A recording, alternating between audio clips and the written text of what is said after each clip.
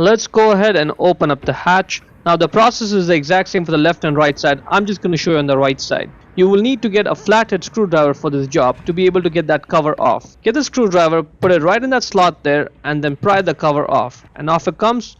That's the bulb holder. Just grab it and twist to the left to loosen it. Now when you're trying to get it out, the light for the reverse light bulb is going to be in the way. So let's get that off as well. Twist it left, get it out. And now you can easily get the bulb holder for the tail light bulb out. Push the bulb down and then twist it left to get it out. You should avoid touching the bulb glass surface with your bare hands, but I'm just doing this for demonstration. The bulb number is 2357. Says it right there on it, 2357. Get the new bulb and put it back in the bulb holder. Now if you're not able to push it down, don't worry, just stop. Take the bulb out, turn this around. Now try pushing it down. So push it down, twist it right, let it go. Let's put the bulb holder back in the light, and you may have to do some twisting and turning before it just drops in like that.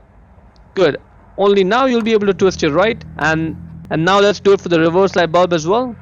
Twist it right, it's locked. Let's put the cover back on. Just push it to secure it, and that's looking good from all the sides. And that is pretty much it. Hope you found it useful. Before we go, let me give a quick shout out to Naya Motors Inc. for letting us use the car today to film the videos. They are a used car dealer here in Ottawa, Canada. Check out the link in the description for their entire inventory.